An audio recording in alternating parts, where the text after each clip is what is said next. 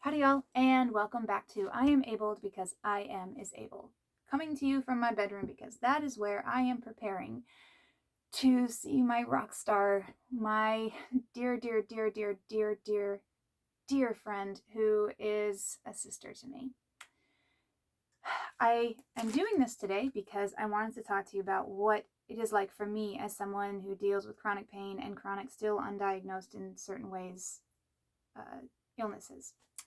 So, yes, I'm having to look away when I'm thinking really hard about that because I still don't really understand the right words to say here. It's fascinating to me that most of my peers are super into like planning to get together and they don't like unexpected, like last minute drop bys. I am the opposite because of my health stuff. However, I still believe it is important to prioritize planning to see someone, getting together with people. Unfortunately, the reason why it's something that I don't do too often, and I am much more of a hey, just let me know when you're in the area kind of person, is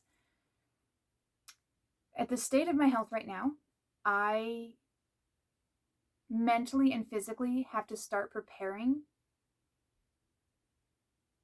if I'm making someone a priority or some event a priority. I have to start mentally and physically preparing for that, sometimes as much as 1 to 2 weeks before the planned event. And with the full knowledge that that might have to get canceled last second, because I never know if just going to the bathroom will set off one of my pain spirals. So, first thing I always do when I make plans with someone and prioritize to get together with someone is we both know going in that as much as we plan the right way, it might get canceled. Second thing I often do with my friends, though I can't do this time because my friend is coming all the way from the other side of the country. Oftentimes I will give my friends, or my friends will give me a series of different dates so that we try for the first day, pardon me, but we know that there's a backup day. And we usually always get together on that second day because we don't want to wait until the last minute, because then if we wait till the third one, it may never happen. So for planning to get together, making someone a priority that lives nearby, that is my favorite way to do things personally, because it doesn't just give me one day. It gives my brain a little brevity, so I'm not as stressed about the one day.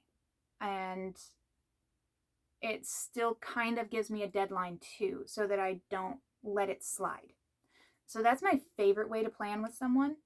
But in this case, where I have literally one shot because they're going to have to go back home, in this case, I have told my loved ones that if they want to come and visit, or my friends and my local fam and friends, that if they want to come and visit, I can't be exposed to any outside like germies. So more masking again and more distance so that I can make sure I don't get sick, and I can make sure that I don't bring anything to Rockstar, who is my dear, dear loved one who I'm getting to see today. Finally. So that's like the first thing is I prioritize my health and germs that I'm exposed to. So I don't go out to do the shopping this week, and I don't go and hang out with people, and I don't have people over unless they're okay with like the, you know, germ protocol that I have to keep in place because I have a lowered immune system. Secondly, unfortunately, it also means, well, chores around the house kind of go by the wayside for at least 2 days leading up to seeing the person or to going to that event. In some cases, it means I have to really step back from any chores for like a week, which is really, really hard because my body can view a shower, cooking, eating, and just anything as a chore. So obviously, I still have to do the bare minimums like that where possible. But for instance, I did the laundry about 3 days ago, but some of our laundry has to be hung up, and it's still hanging up. because I knew if I took the energy and the strength to reach my arms up and take the clothes down and fold them, it might set me back again. The other thing that I knew that I couldn't do today was work on a puzzle that I had worked on yesterday, and I felt the neck strain. So I said, you know what? I want to work on the puzzle later, but not until after I have gotten to see this dear loved one that I've been waiting so long to see. They are my top priority today, and everything else is after that.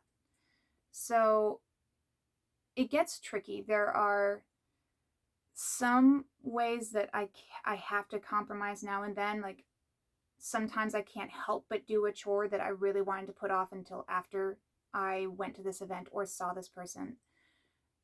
But wherever possible, I try to prioritize taking the best care of my health possible. If that means that I can feel my body needs to do stretching or needs to work out, then I will do that. But if I can tell that my body is like, no, if you do that, I will be you will be flat on your back for the next 48 hours, then I won't do that.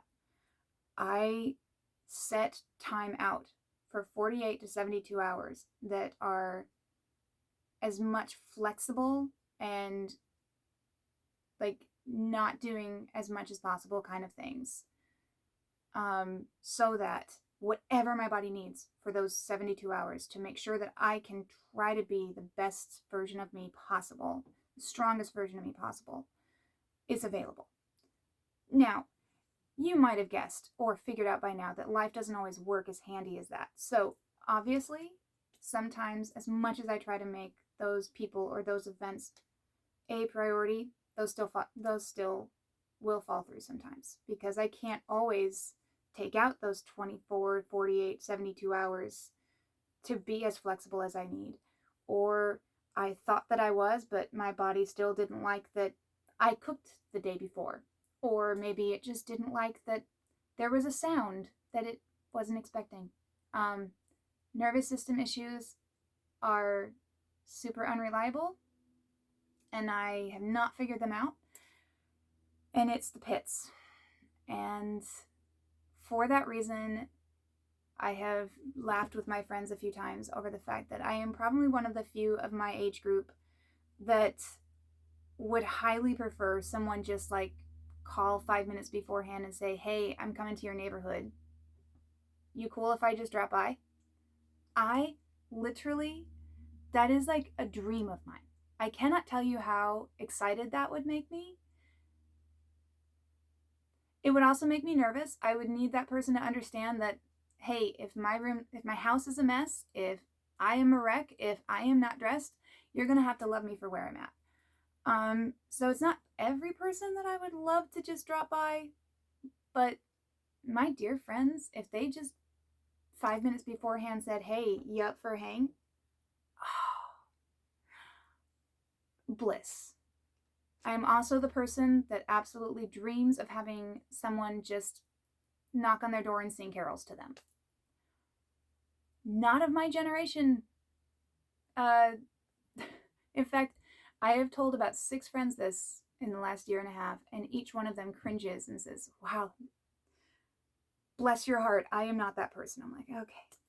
And I understand that, but with all the medical stuff that I go through and how much it takes to prioritize, how much it takes to make a plan, yeah, it's kind of an awesome thought to me to ever have someone just pop by, with the understanding that if my house is a wreck and whatever, that they're not allowed to judge, because I had no warning. But yeah, in case you've ever wondered like what it looks like to someone who deals with this, it's not chronic in the sense that it's reliable. My chronic stuff, every chronic pain, chronic illness sufferer has a different journey. And for me, my chronic is not like 24/7 constantly consistent. Mine is 24/7, I'm not sure what's going to happen. And some days I'm really strong, but there's something in the background that's like, any moment now, you're going to feel this and you're going to pay for it. And then there are a lot of days that are very much not strong. And then there are days where I think it's a strong day and I didn't even do anything to take advantage of it, but I just sat down and couldn't stand back up. So I am still trying to figure this out too. But I figured I would bring you into a glimpse of what this life sort of looks like, or at least a piece of this life looks like. And yes, I know my room is a wreck right now. Again, this is just last minute life. So, yeah, this may not be everybody's preparation to see loved ones or to hang out with people. This is my journey as a chronic health issue person. And each person is going to be different. Some of them need a lot of advance notice because of all the like tests that they have to do and doctor's appointments and things. And some of them are more like, hey, let's do last minute because I don't trust my body. And we're all somewhere in between. So, yeah, thanks for watching so far. I hope maybe this has been interesting to you in some way. Maybe you'll learn something today, or maybe you've grown more curious about something today. Yeah, I'm curious. Are you more of a please last minute, or are you a everything has to be planned like days or weeks in advance kind of person? So if you want to interact with this video in some way, keep it in love, but I'm curious if you could answer that. If so, you've been watching over 10 minutes, so also applause to you. Thanks. Ciao for now. Bye.